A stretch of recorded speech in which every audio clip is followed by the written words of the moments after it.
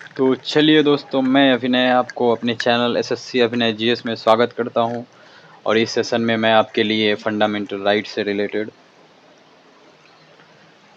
ठीक है, fundamental right से रिलेटेड आपको पढ़ाऊंगा, ठीक। और ये जो सेशन होगा आपका पूरा प्रीवियस ईयर बेस्ड होगा, तो आप बस हमारे साथ बने रहें। और इस सेशन के करने के बाद में मैं इतना गारंटी दे सकता हूँ कि आप एसएससी के एग्ज़ाम का प्रीवियस ईयर कोई भी क्वेश्चन उठा लें, ठीक है। आप पिनेकल से आप उठा लें एसएससी का प्रीवियस ईयर जो भी 2018 के बाद से पूछा गया है, तो आप उसका 90% क्वेश्चन जो है फंडामेंटल राइट से रिलेटेड आप उसको सॉल्व कर पाएंगे, ठीक। तो आप बस हमारे साथ बने रहें और क्लास को धीरे धीरे अपना देखते रहें, बस समझते रहें, ठीक है। मैं आपको लॉजिकली हो, ट्रिक से हो, जैसे भी हो, मैं आपको याद करवाने की कोशिश करूँगा इस क्लास में, ठीक है। देखिए इतना सब कुछ आने वाला है आपके क्लास में, ठीक। फिर लास्ट में मैंने ये भी ऐड किया है कि कौन सा अधिकार जो है जो विदेशियों को मिलेगा और कौन सा अधिकार जो है केवल भारतीयों को मिलेगा, ठीक है। तो इनके बारे में भी है। तो बस आप हमारे साथ बने रहें और क्लास को वॉच करते रहें, क्योंकि आप क्लास छोड़ के जाएंगे तो फिर सीख नहीं पाएंगे कि कैसे आपको मतलब पढ़ना है, तो आप समझ ही नहीं पाएंगे। तो बस आप बने रहिए, जैसे जैसे मैं पढ़ाता हूँ बस मेरे साथ पढ़ते रहिए। और ये इतना गारंटी दे सकता हूँ कि बस आप जो है प्रीवियस ईयर क्वेश्चंस को उड़ा उड़ा के फेंकोगे, ठीक है। तो चलिए, मौलिक अधिकार, इसका हम लोग पहले डेफिनेशन के बारे में पढ़ेंगे। तो डेफिनेशन में क्या है, मौलिक अधिकार का डेफिनेशन। तो डेफिनेशन में क्या है, मौलिक अधिकार जो है हमारे संविधान में वह अधिकार होते हैं जो हर भारतीय नागरिक को उसके जन्म के साथ ही मिल जाते हैं या दिए जाते हैं। ये अधिकार जो है जनता के हितों का संरक्षण करते हैं। बोलने का मतलब ये है, मौलिक अधिकार जो है जब हमारा जन्म होता है तभी से हमको मिल जाता है, ठीक। अब कैसे मिलता है, तो आप देखिए, अब जन्म होता है तो ऐसा तो नहीं है कि आप बस सरकार आपके ऊपर दबाव बना के रखती है कि ये रोओगे नहीं, हंसोगे नहीं, ऐसा तो नहीं है। आप जब पैदा होते हो तभी हम लोग रोते हुए आते हैं, ठीक है। तो क्या है, तभी से हमको मौलिक अधिकार मिल चुका है ठीक है। बस, तो फिर क्या है कि अधिकार जो है जनता के हितों का संरक्षण करते हैं। ये अधिकार जो है हमारे हित, जनता के हित यानी हमारे हितों का संरक्षण करते हैं कि मुझे कब बोलना है, क्या बोलना है, कैसे रहना है, क्या खाना है, नहीं खाना है, कहाँ घूमने जाना है, ये सब क्या है हमारे मर्जी के अकॉर्डिंग होता है। और इस चीज़ का संरक्षण कौन करता है, तो मौलिक अधिकार करता है, ठीक है। चलिए आगे बढ़ते हैं। फिर आता है कि भारतीय संविधान में जो है इसका वर्णन भाग 3 तथा अनुच्छेद संख्या 12 से 35 में मिलता है। इन मौलिक अधिकार को अमेरिका के संविधान से प्रेरित होकर लिया गया है। बोलने का मतलब ये है कि मौलिक अधिकार जो है संविधान के भाग 3 में अनुच्छेद संख्या 12 से लेकर 35 तक आता है, ठीक। और मौलिक अधिकार को जो है अमेरिका के संविधान से लिया गया है, ठीक है। अब ये चीज़ जो आप यहाँ पे देख रहे हो कि मौलिक अधिकार को अमेरिका के संविधान से लिया गया है, तो ऐसे बहुत सारे चीज़ हैं जो अलग अलग देशों से उठाए गए, अलग अलग देशों के संविधान से लिए गए हैं हमारे संविधान में। तो इस चीज़ को भी जानना बहुत ज़रूरी है, क्योंकि इससे भी काफ़ी क्वेश्चंस पूछे जाते हैं एसएससी के एग्ज़ाम में। अगर आपको पता नहीं है तो मेरे प्लेलिस्ट में जाइए, वहाँ पे मैंने क्लास करवाया है, ठीक है। फटाक से देखिए और प्रीवियस ईयर क्वेश्चंस लगाइए, तभी होगा। आप सोचेंगे बस मैं पढ़ लिया हूँ, बस हो गया, मैं क्लास देख लिया तो सब कुछ हो जाएगा, नहीं, करना आप ही को है। तो आपको प्रीवियस ईयर क्वेश्चंस उठाने पड़ेंगे, उसको सॉल्व करने पड़ेंगे, तभी वो चीज़ आपके दिमाग में सेट हो पाएगा, ठीक है। चलिए आगे बढ़ते हैं। तो मौलिक अधिकार को मैग्ना कार्टा के नाम से भी संबोधित किया जाता है। मौलिक अधिकार को मैग्ना कार्टा के नाम से संबोधित किया जाता है। और ये मैग्ना कार्टा का मतलब क्या होता है, इसको मैं अगले पॉइंट में बताऊंगा, ठीक है। तो मैग्ना कार्टा के बारे में जानेंगे कि मैग्ना कार्टा जो है क्या और कहाँ से आया है, ठीक। तो मैग्ना कार्टा जो है ब्रिटेन से आई हुई एक अवधारणा है। वहाँ पर कुछ मज़दूरों को कुछ अधिकार दिए गए, कुछ मज़दूरों को क्या किया गया, कुछ अधिकार दिया गया, उसे ही मैग्ना कार्टा का नाम दिया गया, ठीक। इसीलिए भारतीय संविधान में मौलिक अधिकार को मैग्ना कार्टा के रूप में संबोधित किया जाता है, ठीक। तो मैग्ना कार्टा का मतलब ये है कि मैग्ना कार्टा जो है ब्रिटेन से आई हुई है। तो इस चीज़ को याद रखिए, कहाँ से आई हुई है शब्द, तो ब्रिटेन से। ब्रिटेन से क्या हुआ था ब्रिटेन में, तो वहाँ पे कुछ मज़दूरों को कुछ अधिकार दिए गए, उसे मैग्ना कार्टा नाम दिया गया था, ठीक। इसीलिए भारतीय संविधान में भी क्या किया गया, मौलिक अधिकारों को मैग्ना कार्टा के रूप में संबोधित किया जाने लगा। मतलब ये जो मैग्ना कार्टा वर्ड है वो ब्रिटेन से आया है, ठीक है।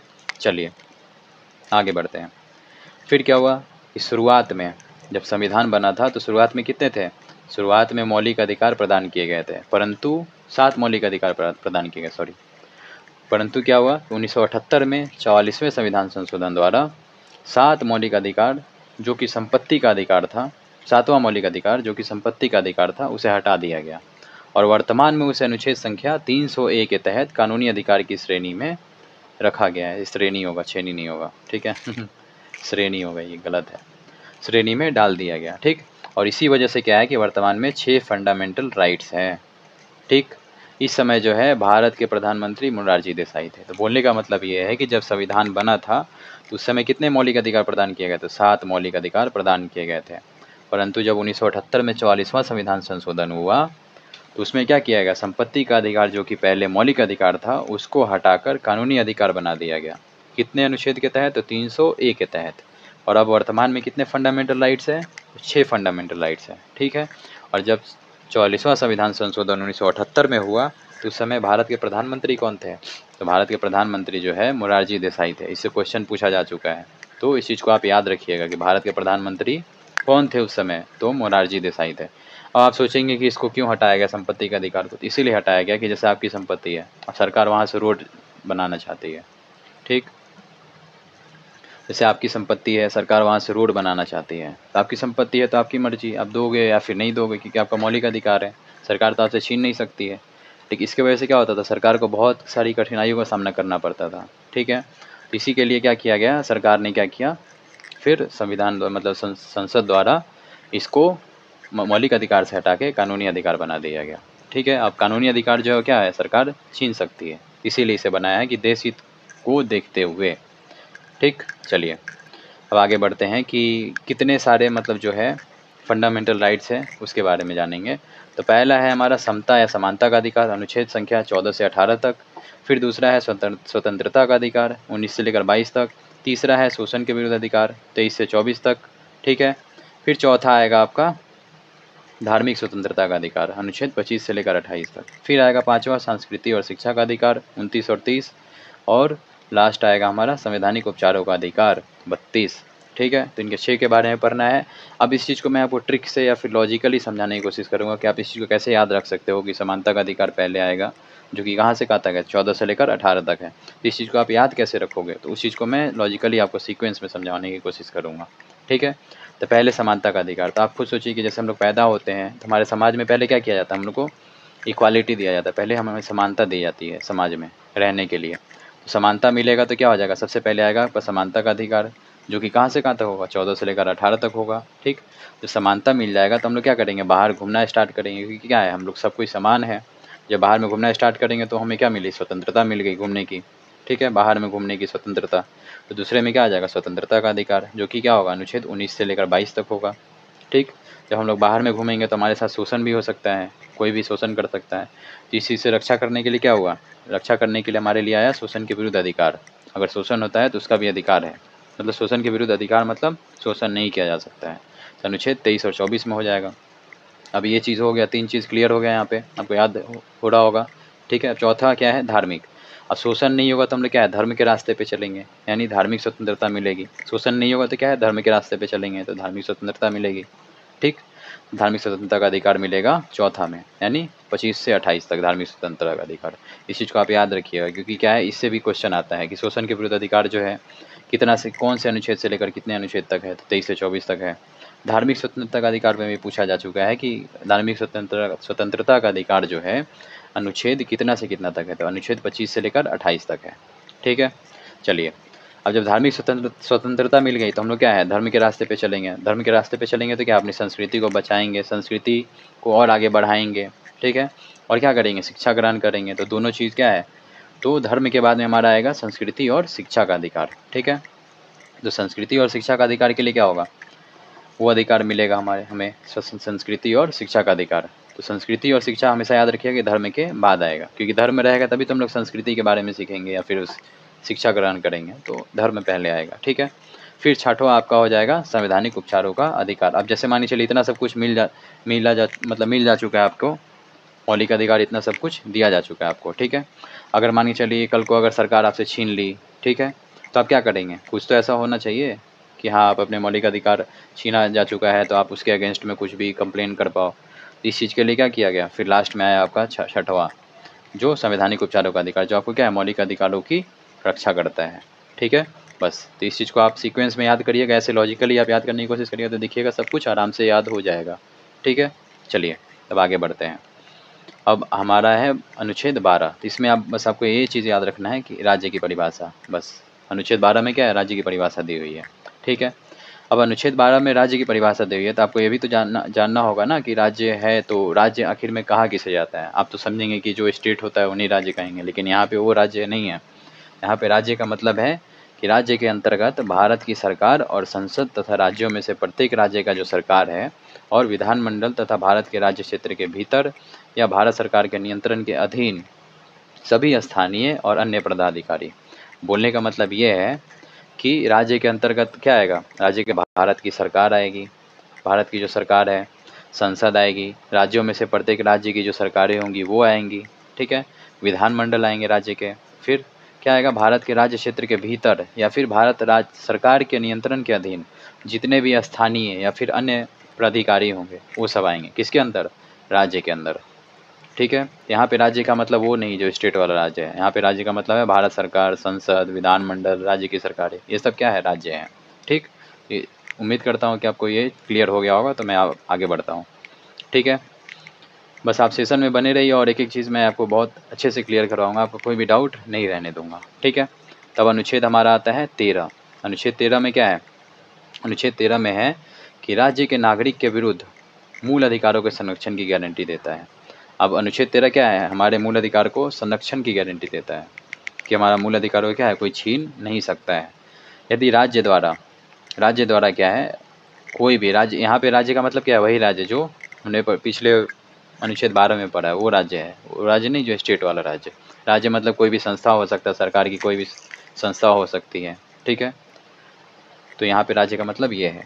तो राज्य द्वारा ऐसी कोई भी विधि बनाई जाती है जो मूल अधिकारों का उल्लंघन करती है, तो न्यायालय जो है क्या है, न्यायालय उसको शून्य घोषित कर सकता है और इसके द्वारा न्यायालय विधियों को संवैधानिकता की जांच करता है। बोलने का मतलब ये है कि राज्य के विरुद्ध मूल अधिकारों के संरक्षण की गारंटी हमें कौन देता है, अनुच्छेद 13 देता है।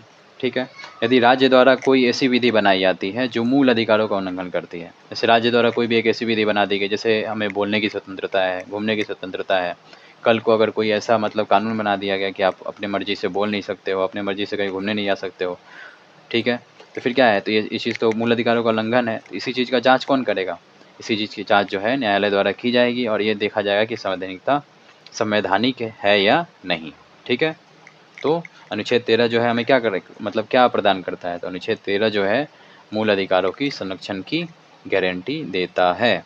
बस आप इतना याद रखना। ठीक, चलिए आगे बढ़ते हैं। अब हमारा आता है समता या समानता का अधिकार, जो कि अनुच्छेद 14 से 18 में है। ठीक है, चलिए आगे बढ़ते हैं। फिर है, यह अधिकार जो है जनता को हर क्षेत्र में समान बनाने का प्रयास करता है और समानता के विचारों को प्रेरित करता है। यह अधिकार जो है क्या है, जनता को हर क्षेत्र में समान बनाने का मतलब इक्वालिटी प्रदान करता है और समानता के विचारों को प्रेरित करता है। ठीक, चलिए अब ज़्यादा मैं इस डीप में नहीं जाऊँगा क्योंकि बहुत सारा अभी चीज़ मतलब इसके साथ क्लियर करना है, तो मैं ज़्यादा डीप ले जाऊँगा तो क्लास काफ़ी लंबा हो जाएगा, तो बस जो रेलिवेंट है मैं उसी को बताऊँगा। ठीक है, चलिए आगे बढ़ते हैं। आप बस हमारे सेशन में बने रहें और बहुत कुछ आने वाला है जो आप पढ़ने वाले हैं, जो कि आप पहले पढ़े होंगे या फिर नहीं भी पढ़े होंगे, तो इस क्लास में आप जान जाएंगे। ठीक है, अब आता है हमारा अनुच्छेद 14। अनुच्छेद 14 में क्या है, विधि के समक्ष समानता। बस आपको ये याद रखना है कि अनुच्छेद 14 में है विधि के समक्ष समानता। विधि के समक्ष समानता बोलने का मतलब ये है कि कानून के नज़र में कोई भी व्यक्ति जो है, चाहे वह नेता हो या फिर कोई आम आदमी हो, दोनों क्या है, बराबर है। तो बराबर कैसे, आप जैसे देखते होंगे कि कोई भी न्यायालय है तो वहाँ पे क्या है, एक लेडी रहती है जिसके आँख पे पट्टी बंधा हुआ रहता है और अपने हाथ में तराजू ली रहती है और तराजू क्या है, दोनों पलड़ा जो है इक्वल होता है। तो वहाँ पे बोलने का मतलब यही है कि मैं देख नहीं सकती हूँ कि आप मेरे सामने नेता हो या फिर आप आम आदमी हो, जो भी यहाँ पे आएगा उनके लिए क्या है, जो भी यहाँ पे आएगा उनके लिए एक ही नज़र से मतलब उनको ट्रीट किया जाएगा, एक ही नज़र से उनको ट्रीट किया जाएगा। ठीक है, एक ही नज़र से उनको सज़ा दिया जाएगा जो भी अपराध करेंगे उसके लिए। ठीक, तो अनुच्छेद 14 में ये हो गया। अब हम लोग बढ़ेंगे आगे अनुच्छेद 15 की ओर। तो अनुच्छेद 15 में क्या है, धर्म, जाति, लिंग, जन्म स्थान के आधार पर कोई किसी के साथ भेदभाव नहीं कर सकता है। बोलने का मतलब यह है कि चाहे आपका धर्म कोई भी हो, जाति कोई भी हो, लिंग कोई भी हो, चाहे स्त्री हो या फिर पुरुष हो, जन्म स्थान चाहे आप किसी भी स्टेट से हो, चाहे बिहार से हो, यूपी से हो, बंगाल से हो, तो आपके साथ क्या है, ये सब चीज़ से रिलेटेड आपके साथ भेदभाव नहीं किया जाएगा। ठीक है, आप कानून की नज़र में क्या है, समान है। ठीक, अब अनुच्छेद 16, अनुच्छेद 16 में क्या है, लोक नियोजन में अवसर की समानता, यानी सरकारी नौकरी में सभी लोगों को समान अवसर प्राप्त कराना। बोलने का मतलब ये है कि सरकारी नौकरी में भी क्या है, सभी व्यक्तियों को समान अवसर प्रदान किया जाएगा। ऐसा नहीं कि मतलब मुझे प्रदान कर दिया गया कि हाँ तुम जाओ सरकारी नौकरी का एग्ज़ाम दे सकते हो और आपको मना कर दिया जाएगा, नहीं। मतलब जो सरकारी नौकरियाँ आएंगी तो सभी के लिए होगा जो उस नौकरी के लिए एलिजिबल होंगे। ठीक है, चलिए आगे बढ़ते हैं। फिर 17 में क्या है, अस्पृश्यता का अंत, मतलब छुआछूत का अंत। पहले आप देखते ही होंगे कि पहले के टाइम में क्या है, हमारे समाज में बहुत सारी कुरीतियाँ फैली हुई थी, जिससे क्या है कि जैसे कोई भी बड़े मतलब रहते थे बड़े कास्ट के, जैसे ब्राह्मण हो गए, राजपूत हो गया, फिर कोई भी, तो वहाँ से अगर कोई भी छोटे कास्ट के लोग अगर रास्ते से गुजर जाते थे तो क्या है, वो लोग पानी छींटने लगते थे रास्ते पे कि रास्ता जो है अशुद्ध हो गया है। या फिर मंदिरों में देखा जाता है कि मंदिरों में उनको प्रवेश करने नहीं दिया जाता था। इस चीज़ को क्या है, अब वो ख़त्म कर दिया गया है। अब छुआछूत का अंत कर दिया गया है। तो अनुच्छेद 17 जो है छुआछूत से रिलेटेड है कि छुआछूत का अंत कौन से अनुच्छेद के तहत किया गया, तो अनुच्छेद 17। ठीक, चलिए अब आगे बढ़ते हैं। अब पढ़ेंगे अनुच्छेद 18 के बारे में, जो यहाँ पे क्या किया गया, उपाधियों का अंत किया गया है। जैसे आप अपने नाम के आगे में महाराजा, राजा, सुल्तान, बादशाह ये सब की उपाधि नहीं लगा सकते हैं, क्योंकि इसका अंत कर दिया गया है। ठीक है, लगाएंगे तो कानूनी तौर पे क्या है, वो इलीगल हो। इसको इलीगल इसीलिए बनाया गया है, फिर इसको अंत इसीलिए किया गया है क्योंकि अगर मैं अपने नाम के आगे में राजा या फिर महाराजा लगा लेता हूँ और दूसरों के नज़र में क्या है, मैं अपने आप को उच्च बनाने की कोशिश कर रहा हूँ और दूसरे को क्या है, निम्न मतलब समझ रहा हूँ। तो इस चीज़ को क्या है, मतलब हमारे इक्वालिटी प्रदान करने के लिए समाज में, मतलब ये सब उपाधि को क्या किया गया है, अंत कर दिया गया है। लेकिन अगर शिक्षा से हो, सेना से हो या फिर कोई सरकार आपको उपाधि दे रही हो, ये सब उपाधि आप रख सकते हैं अपने नाम के आगे। जैसे सेना से होगा तो क्या है, आप अपने नाम के आगे लेफ्टिनेंट लगाएंगे, जनरल लगाएंगे, कर्नल लगाएंगे। ठीक, अगर आप शिक्षा से रिलेटेड होंगे तो कोई भी अगर MBBS कर लेता है तो अपने नाम के आगे में क्या लगाता है, डॉक्टर लगाता है। ये सब उपाधि क्या है, लगा सकते हैं। या फिर अगर सरकार आपको कोई भी प्रदान करती है अवार्ड, तो उसके तहत क्या है, पद्मश्री, पद्म भूषण अपने नाम के आगे में आप लगा सकते हैं। और अब आपको ये चीज़ अब आपके मन में आ रहा होगा कि ठीक है, अगर नहीं लगा सकते तो फिर जैसे नोबेल पुरस्कार मिलता है या फिर ऑस्कर अवार्ड मिलता है, तो वो लोग कैसे लेते हैं।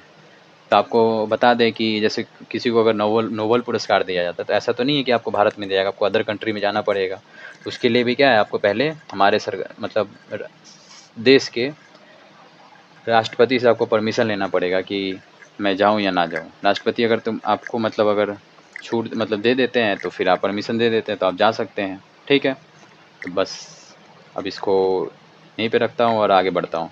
फिर आता है हमारा स्वतंत्रता का अधिकार, अनुच्छेद 19 से लेकर 22 तक है। अनुच्छेद 19 से 22 तक है स्वतंत्रता का अधिकार। देखिए बस हमारे साथ क्लास में बने रहिए, बहुत कुछ आने वाला है और बहुत कुछ आप जानने वाले हैं इस क्लास में। ठीक है, चलिए फिर क्या है कि यह अधिकार जो है क्या करता है, भारतीय संविधान में इसीलिए दिया गया है ताकि जनता स्वतंत्र होकर अपने व्यक्तित्व का विकास कर सके और जनता के विकास के माध्यम से देश का भी विकास हो। बोलने का मतलब ये है कि स्वतंत्रता का अधिकार हमें इसीलिए दिया गया है ताकि हम अपने व्यक्तित्व का विकास कर सकें। अगर मानिए चलिए हम लोगों को स्वतंत्रता का अधिकार नहीं दिया गया होता, जैसे हम कुछ भी करना चाहते हैं लाइफ में, अब जैसे आप कोई क्रिकेटर बनना चाहता है, कोई पुलिस बनना चाहता है, कोई IAS बनना चाहता है, कोई IPS बनना चाहता है, तो क्यों है, क्योंकि हमें सब कुछ मतलब स्वतंत्रता मतलब हमें छूट दी गई है। अपने मानिए चलिए हम ये सब चीज़ जो मैंने बताया है कि हम डॉक्टर बनना चाहते हैं, पुलिस बनना चाहते हैं, IAS IPS कुछ भी, ठीक है, अगर आपको फैमिली परमिशन ना दे तो क्या आप बन पाओगे, नहीं बन पाओगे। ठीक, नहीं बन पाओगे ना। तो वैसे ही देश में भी क्या है, देश में भी हम लोगों को कोई चीज़, बहुत सारी ऐसी चीज़ें हैं जो छूट दी गई है ताकि हम अपने मतलब उस चीज़ को इसीलिए छूट दी गई है कि हम जो भी करना चाहते हैं वो चीज़ करें और अपने व्यक्तित्व का विकास करें। व्यक्तित्व का विकास होगा तो क्या है, हमारे समाज का विकास होगा, समाज का विकास होगा तो राज्य का विकास होगा, राज्य का विकास होगा तो देश का विकास होगा। ठीक है, चलिए फिर हम बढ़ेंगे अनुच्छेद 19 की ओर। अनुच्छेद 19 में क्या है, अनुच्छेद 19 में बोला गया है कि अभिव्यक्ति की स्वतंत्रता, यानी अपने मन के भाव और व्यक्तित्व के विकास के संबंध में स्वतंत्रता प्राप्त करना। इस अनुच्छेद में कुछ प्रावधान जोड़े गए हैं जो इस प्रकार हैं। मतलब इसमें अभिव्यक्ति की स्वतंत्रता की बात कही गई है, जिससे रिलेटेड जो भी मतलब इससे जुड़े हुए जो भी मतलब बोला गया है इसमें, उसको मैं आपको आगे बताता हूँ। ठीक है, तो आगे में क्या है, 19 के ए में ऐसे पूछता है कि 19 के 1 में, ठीक है, कौन सा मतलब अधिकार दिया गया है, तो उसमें क्या हो जाएगा, अभिव्यक्ति की स्वतंत्रता, बोलने की स्वतंत्रता, झंडा फहराने की स्वतंत्रता, पुतला जलाने, ठीक है, RII, फिर प्रेस की स्वतंत्रता, ठीक है। बोलने का मतलब अभिव्यक्ति मतलब क्या होता है, एक्सप्रेशन, हाव मतलब अपने भाव को प्रकट कर सकते हैं, ठीक है। बोल सकते हैं अपने अकॉर्डिंग, वैसा नहीं कि आप किसी को गाली दे सकते हैं वैसे नहीं, मतलब बोल सकते हैं, ठीक है, अपने अकॉर्डिंग बोल सकते हैं। फिर झंडा फहरा सकते हैं, वो भी स्वतंत्रता है। पुतला जलाने की भी स्वतंत्रता है, और प्रेस की भी स्वतंत्रता है, RII की स्वतंत्रता भी है। प्रेस की स्वतंत्रता इसीलिए अब प्रेस की स्वतंत्रता दी गई है ताकि मतलब क्या है, जो हमारे न्यूज़ रिपोर्टर है तो अलग अलग जगह पे घूमेंगे, फिर वहाँ से न्यूज़ इकट्ठा करेंगे, ठीक है।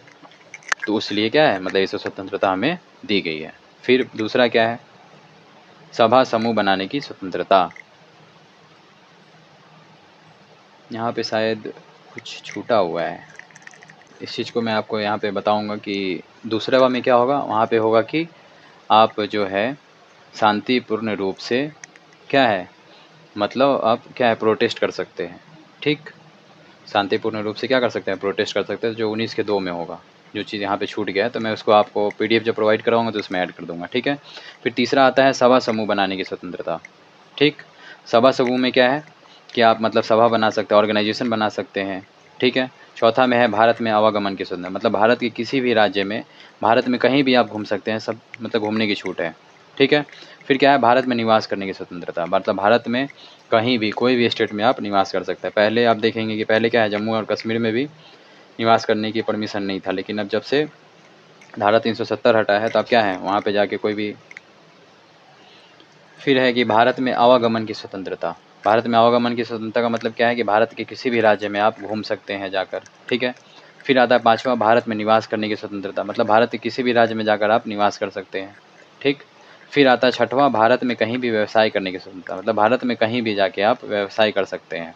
लेकिन इससे पहले क्या था कि एक अपवाद था कि पहले अनुच्छेद 370 के तहत जम्मू कश्मीर को विशेष राज्य का दर्जा प्राप्त था, परंतु अब ऐसा नहीं है। पहले क्या था कि जब धारा 370 जब जम्मू कश्मीर में लागू था तो क्या था, उसके तहत जो है कोई भी अदर स्टेट से आदमी जो है वहाँ पे जाके ज़मीन नहीं खरीद सकता है, ठीक है, ठीक है। वहाँ पे ज़मीन नहीं खरीद सकता, कोई व्यवसाय शुरू नहीं कर सकता। लेकिन अब क्या है, उस चीज़ को हटा दिया गया, तो अब यहाँ से भी कोई भी व्यक्ति अदर स्टेट से जाके वहाँ पे रह सकता है, ज़मीन खरीद सकता है, फिर व्यवसाय कर सकता है। अब इस चीज़ का मतलब ये सुगमता आ गई है जब से धारा 370 को हटाया गया, ठीक है। फिर अब हमारा आता है अनुच्छेद 20। अनुच्छेद 20 में क्या है, अपराध के दोष सिद्धि, अपराध के दोष सिद्धि के संबंध में संरक्षण, अर्थात यदि किसी व्यक्ति को अपराधी घोषित किया जाता है, ठीक है, तो उस अपराधी को अपने दोष से बचने के लिए 3 प्रकार के संरक्षण दिए गए हैं, जो इस प्रकार है। अगर मान के चलिए हमें अपराधी घोषित कर दिया जाता है कल को, तो हम अपने दोष सिद्धि करने के लिए 3 प्रकार के संरक्षण दिए गए हैं कि अपने दोष को से बचने के लिए, दोष से बचने के लिए 3 प्रकार के संरक्षण दिए गए कि हम अपने दोष से कैसे बचें, हमारे ऊपर जो एलिगेशन लगाया गया है उससे कैसे बचें, या फिर हमने जो अपराध किया उससे कैसे बचें, ठीक। तो क्या है कि उसके लिए क्या किया गया है कि अपराधी को उस समय लागू हुए कानून के हिसाब से सज़ा दी जाएगी जिस समय उसे अपराध किया हो। पहला ये है कि अपराधी को अगर सज़ा दी जाती है तो उस समय के कानून के आधार पर दी जाएगी जिस समय उसने क्या किया था, अपराध किया था। ऐसा नहीं कि मतलब मैंने अपराध किया था 2000 में और उस समय ये कानून नहीं था कि मतलब किसी को डायरेक्ट फांसी दी जा सकती, मतलब एग्जाम्पल के तौर पर बता रहा हूँ, ये मत समझना कि हाँ उस समय नहीं था, उस समय भी फांसी का सज़ा था, अभी भी है, ठीक है। तो क्या है कि मतलब उस समय ऐसा नहीं था कि उस समय मान के चलिए फांसी की सज़ा नहीं था और अभी फांसी की सज़ा आ गई है, तो ऐसा नहीं कि मतलब मेरे को अभी के अकॉर्डिंग सज़ा दिया जाएगा, नहीं। जब मैंने अपराध किया है उस समय के अकॉर्डिंग सज़ा दिया जाएगी, उस समय इसके तहत, इस अपराध के तहत कौन सा कानून था सज़ा का, ठीक है। फिर दूसरा आता है हमारा, अपराधी को उसके विरुद्ध गवाही देने के लिए बाध्य नहीं किया जाएगा। अब ऐसा नहीं है कि हमें मार पीट कर क्या किया जाएगा कि अपना गवाही देने के लिए किया जाएगा, बोलो तुमने ये किया है। जैसे मूवी में आप देखते होंगे कि मार पीट के उनको मतलब कबुलवाया जाता है कि बोलो कि तुमने इस अपराध को किया है, ठीक। तो ऐसा नहीं करा जा सकता हमारे साथ। फिर आता है तीसरा, अपराधी को एक अपराध के लिए एक बार ही सज़ा दी जाएगी। ऐसा नहीं है कि मैंने एक अपराध किया है और उसके लिए मेरे को सज़ा मिल चुकी है, फिर बाद में फिर कोर्ट बुलाता है कि चलो अब, या फिर पुलिस बोलती है कि चलो अब और एक बार तुमको सज़ा दिया जाएगा इसी अपराध के लिए। नहीं, अगर मैं कोई नया अपराध करूँगा तभी मेरे ऊपर मुकदमे दायर होंगे या फिर मतलब हमें सज़ा दिया जाएगा। लेकिन एक सज़ा के लिए जब मतलब कोई भी मैंने एक अपराध किया है, उसका एक बार अगर हमें सज़ा मिल चुका है तो फिर दूसरा बार हमें सज़ा नहीं दिया जा सकता है, ठीक है। उसी अपराध के लिए फिर दूसरा बार सज़ा नहीं मिलेगा, ठीक। अब हम पढ़ते हैं आगे, अनुच्छेद 21। अनुच्छेद 21 में क्या है, प्राण एवं दैहिक स्वतंत्रता यानी जीवन का अधिकार। बस आपको यही याद रखना है कि अनुच्छेद 21 जो है प्राण एवं दैहिक स्वतंत्रता या जीवन का अधिकार प्रदान करता है। ठीक, इस अधिकार में क्या है, न्यायालय द्वारा कई बार इस अधिकार का विस्तृत किया गया है, जो स्वच्छ पानी पीने का अधिकार दिया गया है, स्वच्छ वायु में जीने का अधिकार दिया गया है, भोजन प्राप्त करने का अधिकार दिया गया है और निजता का अधिकार दिया गया है। किसके तहत? अनुच्छेद 21 के तहत। ठीक है, फिर क्या है, इसमें एक प्रावधान और जोड़ा गया जो कुछ इस प्रकार है, जो आगे हम देखेंगे। ठीक है, आप बस हमारे साथ बने रहिए, अभी बहुत कुछ बताना बाकी है। ठीक है, फिर क्या है कि अनुच्छेद 21A, अनुच्छेद 21A को शामिल किया गया है। ठीक है, इसमें क्या है, इसमें प्रावधान है, इसमें पहले क्या है, संविधान में यह नहीं था, लेकिन 86वां संविधान संशोधन हुआ 2002 में, उसके तहत जोड़ा गया। और इस अधिकार में 6 से 14 वर्ष के बच्चों को 6 से 14 वर्ष के बच्चों के लिए शिक्षा का जो अधिकार है उसको अनिवार्य और निःशुल्क कर दिया गया। मतलब जितने भी बच्चे जो हैं जो 6 से 14 वर्ष के अंदर में आते हैं, तो उनके लिए क्या किया गया, शिक्षा को अनिवार्य कर दिया गया और निःशुल्क कर दिया गया। कौन से अनुच्छेद के तहत? तो अनुच्छेद 21A के तहत। अब इससे क्वेश्चन पूछेगा कि अनुच्छेद 21A जो है कौन से संविधान संशोधन के द्वारा जोड़ा गया था संविधान में, तो कौन सा हो जाएगा? 86वां संविधान संशोधन। और किस वर्ष? तो 2002 में। ठीक है, चलिए आगे बढ़ते हैं। फिर आता है अनुच्छेद 22। अनुच्छेद 22 में क्या है? अनुच्छेद 22 में है कि गिरफ्तारी के संबंध में संरक्षण, यानी किसी व्यक्ति को अगर गिरफ्तार किया जा रहा हो तो उस व्यक्ति को इसके तहत 3 अधिकार दिए जाते हैं, जो इस प्रकार है। पहला है कि अगर हमें गिरफ्तार कर किया जा रहा है तो मैं कारण पूछ सकता हूँ कि मेरे को किस लिए गिरफ्तार किया जा रहा है। ऐसा नहीं कि को आए और गिरफ्तार करके लेके चले गए, तो नहीं, मतलब पहले मैं कारण पूछने का मेरे पास अधिकार है कि मेरे को किस लिए गिरफ्तार किया जा रहा है, आप मुझे बताइए। ठीक है, तो इसमें क्या है कि व्यक्ति अपनी गिरफ्तारी के संबंध में पूछ सकता है कि उसे क्यों गिरफ्तार किया जा रहा है, तो जो मैंने बताया। फिर क्या है, 24 घंटे के भीतर गिरफ्तार किए गए व्यक्ति को नज़दीकी मजिस्ट्रेट या न्यायपालिका के सामने उपस्थित करना होगा। ऐसा नहीं है कि मतलब मुझे गिरफ्तार करके और 4-5 दिन मेरे को जेल में ही रखा गया, ऐसा नहीं हो सकता है। अगर मुझे गिरफ्तार किया जा रहा है तो मुझे 24 घंटे के भीतर में क्या करना पड़ेगा, पुलिस को हमें कोर्ट के सामने पेश करना पड़ेगा। ठीक है, फिर आता है तीसरा, गिरफ्तार हुए व्यक्ति को मनपसंद कानूनी सलाह लेने की अनुमति दी जाएगी। अगर मैं गिरफ्तार हो जाता हूँ कल को, तो क्या है कि हमें अपने मनपसंद का कानूनी सलाह लेने की अनुमति दी जाएगी। मतलब मैं अपने मनपसंद का वकील रख सकता हूँ अपने लिए। ठीक है, चलिए आगे बढ़ते हैं। फिर आता है हमारा शोषण के विरुद्ध अधिकार, जो कि अनुच्छेद 23 से लेकर 24 तक है, शोषण के विरुद्ध अधिकार। ठीक है, चलिए आगे बढ़ते हैं। फिर आता है कि किसी भी व्यक्ति को प्रताड़ित या उसका शोषण ना हो, इसीलिए संविधान में इसके प्रावधान दिए गए। ठीक, चलिए आगे बढ़ते हैं। फिर आता है अनुच्छेद 23। अनुच्छेद 23 में क्या है? अनुच्छेद 23 में है कि मानव व्यापार पर रोक, बाल श्रम पर रोक, बंधुआ मजदूरी पर रोक, इन प्रकार के शोषण के विरुद्ध संरक्षण से इस अनुच्छेद में दिए गए हैं। ठीक, बोलने का मतलब यह है कि जैसे मानव का व्यापार होता है, जैसे आप सुनिए होगा कि मानव तस्करी हो रही है, मतलब मानव का, लड़कियों का क्या होता है, खरीद बिक्री होता है, तो ये सब चीज़ पे क्या किया गया है, रोक लगाया गया। बाल श्रम पर, मतलब कोई भी बच्चा को आप काम में नहीं लगा सकते हैं, उस चीज़ को भी क्या है, रोक लगाया गया है। फिर बंधुआ मजदूरी, किसी को बंधक बना के उससे मजदूरी नहीं कर सकते हैं। ठीक है, चलिए आगे बढ़ते हैं। अनुच्छेद 24। अनुच्छेद 24 में क्या है? अनुच्छेद 24 में है कि 14 वर्ष से कम उम्र के बच्चों के काम करने पर रोक, जैसे कारखानों में, ढाबों में, होटलों में आदि, इन प्रकार के शोषण के विरुद्ध संरक्षण इस अनुच्छेद में दिए गए हैं। मतलब जितने भी बच्चे हैं जो 14 वर्ष से कम उम्र में आते हैं, तो उनको क्या है, कारखाना में या फिर ढाबा में या फिर होटल में काम में नहीं लगा सकते हैं, या फिर उनका शोषण नहीं किया जा सकता है। ठीक है, अगर आप देखते हैं कहीं पे, तो आप अगर उसके खिलाफ़ अगर आप जाके मतलब ये पुलिस स्टेशन में हो, आप अगर आप अपना याचिका दायर करते हैं, तो उसके खिलाफ़ क्या होगा, उसके खिलाफ़ जो है सख्त से सख्त कदम उठाया जा सकता है। ठीक है, जो इसका उल्लंघन करता है। फिर हम आगे बढ़ेंगे। अब आता है हमारा धार्मिक स्वतंत्रता का अधिकार, जो कि क्या है, 25 से लेकर 28 तक है। ठीक, चलिए आगे बढ़ते हैं। तो धार्मिक स्वतंत्रता के अधिकार से तात्पर्य क्या है कि इन अधिकारों से तात्पर्य यह है कि कोई भी व्यक्ति किसी भी धर्म को मान सकता है। ठीक, वह स्वतंत्र रूप से कोई भी धर्म मान सकता है और उसके ऊपर कोई भी पाबंदी नहीं लगाई जा सकती है। वैसे तो भारत जो है धर्मनिरपेक्ष राष्ट्र है, मतलब भारत का कोई भी धर्म नहीं है, पर नागरिक कोई भी धर्म स्वतंत्र रूप से मान सकते हैं। बोलने का मतलब यह है कि भारत में कोई भी व्यक्ति किसी भी धर्म को मान सकता है और इसके लिए स्वतंत्र है। ठीक, बस इसका पूरा बोलने का तात्पर्य यही है। अगर आपको मेरा सेशन अच्छा लग रहा है तो हमारे क्लास को लाइक करें और सब्सक्राइब करें, और जितना ज़्यादा से ज़्यादा हो शेयर करें। ठीक है, चलिए आगे बढ़ते हैं। अनुच्छेद 25 के बारे में जानेंगे कि अनुच्छेद 25 में क्या कहा गया है। अनुच्छेद 25 में यह कहा गया है कि व्यक्ति को धर्म को मानने, आचरण करने एवं उसका प्रचार करने की स्वतंत्रता है। बोलने का मतलब ये है कि हम किसी भी धर्म को मान सकते हैं और उस धर्म से रिलेटेड कोई भी मतलब आचरण कर सकते हैं, मतलब उस धर्म से रिलेटेड जो भी प्रथाएँ होंगी उस चीज़ को मैं कर सकता हूँ। जैसे पूजा कर सकते हैं, मुस्लिम है तो नमाज़ पढ़ सकता है, तो ये सब चीज़ कर सकते हैं, या फिर अपने धर्म का प्रचार कर सकते हैं। इसकी छूट है आपको। किसके तहत दी गई है? तो अनुच्छेद 25 के तहत दी गई है। ठीक, चलिए आगे बढ़ते हैं। फिर आता है अनुच्छेद 26। अनुच्छेद 26 में क्या है? धार्मिक प्रबंधन करने की स्वतंत्रता है। ठीक, अनुच्छेद 26 में क्या है? धार्मिक प्रबंधन करने की स्वतंत्रता। चलिए आगे बढ़ते हैं। फिर आता है अनुच्छेद 27।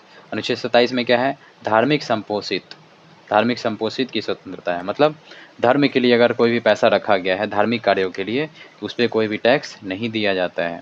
मतलब कोई भी टैक्स नहीं लगेगा। अगर आप धर्म से रिलेटेड, पूजा पाठ से रिलेटेड कोई भी पैसा रखें तो उस पर टैक्स नहीं लगेगा। ठीक है, चलिए 28 में क्या है? व्यक्ति को धार्मिक शिक्षा उपासना में उपस्थित होने की स्वतंत्रता है। मतलब कोई भी व्यक्ति जो है धार्मिक शिक्षा ग्रहण कर सकता है, ठीक है, उपासना में उपस्थित हो सकता है, इसकी स्वतंत्रता उसको है। ठीक है, लेकिन इसके लिए आपको सरकार, ऐसा नहीं कि आप धर्म की शिक्षा ग्रहण करना चाहते हैं इसके लिए आपको सरकार फंड करवाएगी, ऐसा नहीं है। ठीक, चलिए आगे बढ़ते हैं। फिर हमारा आता है संस्कृति और शिक्षा का अधिकार, जो कि किस में है? 29 और 30 में है। बस अब सेशन ख़त्म ही होने वाला है, बस हमारे साथ बने रहिए और आप बने रहेंगे तो अड़े रहेंगे एसएससी के एग्ज़ाम में, क्वेश्चन को उड़ा रहे होंगे, मतलब आएगा आपके सामने। तो बस हमारा क्लास को देखते चलिए, और जैसा कि मैंने आपको क्लास के पहले भी बोला था कि बस इस क्लास को आप पूरा देखिए और उसके बाद आप जाके प्रीवियस ईयर क्वेश्चन लगाइए। कोई भी ऐसा क्वेश्चन नहीं होगा, मतलब लगभग 90% क्वेश्चन जो है आप आराम से सॉल्व कर दोगे, इतना मैं गारंटी लेता हूँ। ठीक है, फिर पढ़ेंगे संस्कृति और शिक्षा का अधिकार। इसमें क्या है? ये अधिकार जो सिर्फ अल्पसंख्यकों को दिए गए हैं। संस्कृति और शिक्षा का अधिकार जो है सिर्फ अल्पसंख्यकों के लिए है, मतलब जिनका जो संख्या है हमारे देश में कम है, जिस धर्म की संख्या, उनके लिए, अल्पसंख्यकों के लिए। ठीक, अल्पसंख्यक में क्या है? 29 में, अनुच्छेद 29 में क्या है? अल्पसंख्यकों को हितों का संरक्षण। अल्पसंख्यकों के हितों का संरक्षण यानी उनके विकास के लिए हुए कार्यों का संरक्षण। मतलब उनके विकास के लिए कोई भी कार्य है या फिर उनके हितों का संरक्षण कैसे होगा। ठीक, इसको मतलब किसके तहत रखा गया? तो इसको रखा गया अनुच्छेद 29 के तहत। ठीक है, चलिए अब आगे बढ़ते हैं। अनुच्छेद 30। अनुच्छेद 30 में क्या है? अल्पसंख्यकों की शिक्षा संबंधी प्रावधानों का संरक्षण, ताकि वे शैक्षणिक संस्थानों के माध्यम से अपनी संस्कृति को बचा सके। अल्पसंख्यकों को क्या है? शिक्षा संबंधी प्रावधान का संरक्षण दिया गया है, ताकि क्या है वो शिक्षा अपने धर्म से रिलेटेड या फिर अपनी संस्कृति से रिलेटेड शिक्षा ग्रहण कर सके। धर्म से रिलेटेड नहीं, अपनी संस्कृति से रिलेटेड शिक्षा ग्रहण कर सके और अपनी संस्कृति को बचा सके। ठीक है, इसके लिए किस में प्रावधान किया गया था? अनुच्छेद 30 में। चलिए आगे बढ़ते हैं। उसके बाद आता है हमारा संवैधानिक उपचारों का अधिकार, जो कि है अनुच्छेद 32 में। ठीक, अनुच्छेद 32 में इसमें क्या है? मौलिक अधिकार का हनन किया जाता है। ठीक, इसमें नहीं, मतलब मौलिक अधिकार का हनन किया जाता है, अर्थात यदि सरकार का कोई भी आपसे आपका मौलिक अधिकार छीनने की कोशिश करता है, ठीक, या छीन लेता है, तो आप सीधे सुप्रीम कोर्ट या हाई कोर्ट में जाकर अपील दायर कर सकते हैं। ठीक है, अगर आपका कोई भी सरकार हो या फिर कोई भी हो, आपका अगर मौलिक अधिकार को छीनने का प्रयास करता है तो आप क्या है? सीधे सुप्रीम कोर्ट में या फिर हाई कोर्ट में जाकर अपील दायर कर सकते हैं। मतलब समझ रहे हैं हमारे मौलिक अधिकारों को कितना मतलब प्रायोरिटी दी जाती है संविधान में, बहुत ही इम्पोर्टेंट है। चलिए आगे बढ़ते हैं। फिर क्या है? संवैधानिक उपचारों के अधिकार को श्री BR अम्बेडकर ने क्या कहा था? संविधान की आत्मा कहा था। किसको कहा था? इससे क्वेश्चन पूछा जाता है, तो आप इस चीज़ को याद रखिएगा कि संवैधानिक उपचारों के अधिकार को भीमराव अम्बेडकर ने क्या कहा था? भारतीय संविधान की आत्मा कहकर संबोधित किया था। ठीक है, चलिए आगे बढ़ते हैं। फिर क्या है? फंडामेंटल राइट्स के संबंध में 5 प्रकार के रिट जारी किए जाते हैं, मतलब इसके तहत, संवैधानिक उपचार के तहत। तो इसमें क्या है? इस अधिकार के संबंध में सुप्रीम कोर्ट और हाई कोर्ट को शक्ति प्राप्त है कि वे मौलिक अधिकारों का संरक्षण करें, और मौलिक अधिकारों का संरक्षण करने के लिए सुप्रीम कोर्ट और हाई कोर्ट को 5 प्रकार के रिट जारी कर सकते हैं। सुप्रीम कोर्ट जो है अनुच्छेद 32 के तहत जारी करती है और हाई कोर्ट जो है अनुच्छेद 226 के तहत। ये दोनों इंपॉर्टेंट है, इस चीज़ को आप याद रखिएगा। सुप्रीम कोर्ट किसके तहत? अनुच्छेद 32 के तहत, और हाई कोर्ट 226 के तहत। चलिए आगे बढ़ते हैं। ठीक है, तो पहला हमारा आता है बंदी प्रत्यक्षीकरण, हेवियस कॉर्पस। ठीक है, इसमें क्या है? इसमें है कि जब किसी भी व्यक्ति को गिरफ्तार किया जाता है तो वह यह आदेश जारी होता है कि उसे 24 घंटे के अंदर नज़दीकी न्यायालय में पेश किया जाए, और इस संबंध में कोर्ट द्वारा दिए गए आदेश को बंदी प्रत्यक्षीकरण कहते हैं। तो बेसिकली बंदी प्रत्यक्षीकरण जो है किससे रिलेटेड है, तो गिरफ्तारी से रिलेटेड है, जो ये आदेश देती है कि 24 घंटे के भीतर नज़दीकी न्यायालय में पेश किया जाए। ठीक है, चलिए फिर आता है हमारा परमादेश। परमादेश में क्या कहा गया है, तो परमादेश में है कि जो सरकारी अधिकारी अपने कर्तव्यों का पालन नहीं कर रहे होते हैं और अपने काम ठीक से नहीं कर रहे होते हैं, तो उन्हें क्या है, सुप्रीम कोर्ट और हाई कोर्ट द्वारा आदेश दिया जाता है कि अपने कर्तव्यों का पालन करने के लिए उनको बाध्य किया जाता है, उनको आदेश दिया जाता है और उनको अपने कर्तव्यों का पालन करने के लिए बाध्य किया जाता है। तो बेसिकली परमादेश का मतलब यही होता है कि अगर कोई सरकारी अधिकारी जो है अपने कर्तव्यों का ठीक रूप से पालन नहीं कर रहे हैं, तो सुप्रीम कोर्ट और हाई कोर्ट जो है उनको क्या करेंगे, आदेश देंगे कि अपने कर्तव्यों का ठीक से आप पालन करिए। ठीक है, चलिए आगे बढ़ते हैं। फिर आता है उत्प्रेषण। उत्प्रेषण में क्या है कि ऊपरी न्यायालय जो है निचली न्यायालय, मतलब निचली न्यायालय जो है अपने आदेश का क्या है, मतलब कोई भी उनके पास सुनवाई आई, कोई भी जैसे कोई भी उनके पास क्या आया, सुनवाई करने के लिए आया कोई भी केस, अब उस चीज़ के लिए वो क्या है, एलिजिबल नहीं है, मतलब उनके अधिकार क्षेत्र से बाहर है, जबकि वो क्या कर रहे हैं, इसका सुनवाई कर रहे हैं, तब इस समय क्या करेगी, उच्च न्यायालय जो है आएगी, बोलेगी अरे तुम्हारा तो ये अधिकार में है ही नहीं, तुम फिर कैसे कर रहे हो, तो उसको आदेश देगी कि तुम इस चीज़ को मेरे पास भेजो, तुम्हारे अधिकार क्षेत्र से क्या है, ये बाहर है। उत्प्रेषण में ये कहा जाता है। ठीक है, फिर आता है उसके बाद अधिकार परीक्षा यानी को वरेंटो। इसमें क्या है, किसी अधिकारी का योग्यता का परीक्षण होता है। ठीक है, अधिकार परीक्षा में इसमें क्या है, इसमें ये है कि यदि कोई व्यक्ति अगर किसी पद में कोई सार्वजनिक अधिकारी बनता है, ठीक है, और वो पद उसने असंवैधानिक होगा, यहाँ पे ये गलत है, असंवैधानिक होगा। ठीक है, असंवैधानिक माध्यम से प्राप्त किया हो, तो सुप्रीम कोर्ट या हाई कोर्ट उस व्यक्ति की योग्यता का परीक्षण करते हैं और पूछते हैं, ठीक है, कि आपने किस अधिकार से यह पद ग्रहण किया, और उसका परीक्षण करते हुए यह पता लगाया जाता है कि वह पद के योग्य है कि नहीं है। अगर वह योग्य नहीं पाया जाता है तो उसे इस पद से क्या किया जाएगा, हटा दिया जाएगा। ठीक है, तो अधिकार परीक्षा में क्या होगा, अधिकारी की योग्यता का परीक्षण होता है। ठीक है, फिर आता है हमारा आखिरी ये जो है प्रतिषेध।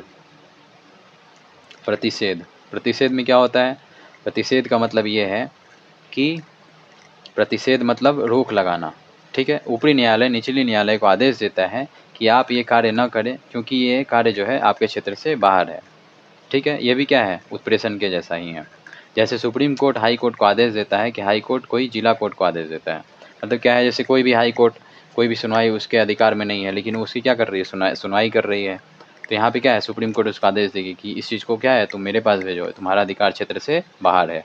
वैसे ही हाई कोर्ट करेगी किसके साथ, जिला कोर्ट के साथ। अगर जिला कोर्ट कोई भी ऐसा मतलब सुनवाई करता है, वैसा कोई केस को लेता है जो उसके अधिकार क्षेत्र से बाहर है। ठीक है, चलिए, तो यहाँ पे समाप्त होता है हमारा संवैधानिक उपचारों का अधिकार और उससे रिलेटेड जो 5 प्रकार के रीट जारी किए जाते हैं। बस ये रीट जो है बहुत इंपॉर्टेंट है, 5 रीट को आप अच्छे से याद कर लीजिएगा। चलिए अब आगे बढ़ते हैं। आगे क्या है, फंडामेंटल राइट से जुड़े कुछ अन्य अनुच्छेद। अब 32 है, लगभग देखा जाए तो 32 तक ही इम्पोर्टेंट होता है, लेकिन छूट ना जाए उसीलिए मैंने 3 चीज़ को ऐड कर दिया है। तो इस चीज़ को आप खुद से पढ़ लीजिएगा क्योंकि ज़्यादा इंपॉर्टेंट नहीं है, तो मैं इसमें टाइम ज़्यादा लगाऊंगा नहीं, ऐसे ही मतलब बहुत काफ़ी लंबा टाइम खींच चुका है। ठीक है, चलिए हम आगे बढ़ते हैं।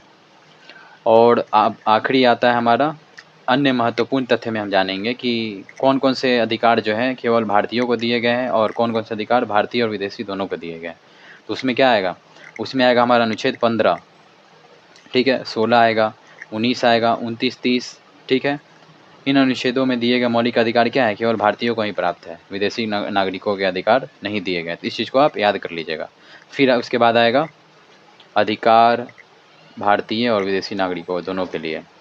ठीक, इसमें क्या है कि अनुच्छेद 14, 20, 21, 21A, 23, 24, 25, 26, 27 और 28, इन अनुच्छेदों में जितने भी अधिकार दिए गए हैं मौलिक अधिकार, वो क्या है, वो भारतीय और विदेशी दोनों नागरिकों को, दोनों के लिए दिए गए हैं। ठीक है, तो हमारा क्लास बस यहीं तक था। अगर आपको हमारा क्लास अच्छा लगा तो हमारे क्लास को सब्सक्राइब करें, लाइक करें और जितना ज़्यादा से ज़्यादा हो शेयर करें। ठीक है, क्योंकि आप हमारे चैनल को सब्सक्राइब करेंगे तभी हमारा चैनल क्या होगा, ग्रो होगा। अभी मैंने नया चैनल स्टार्ट किया है, तो बस हमको सपोर्ट करें, बहुत सारा सपोर्ट आप लोगों का चाहिए ताकि मैं जल्दी से जल्दी ग्रो कर पाऊँ। ठीक है, चलिए सेशन को यहीं पे समाप्त करते हैं।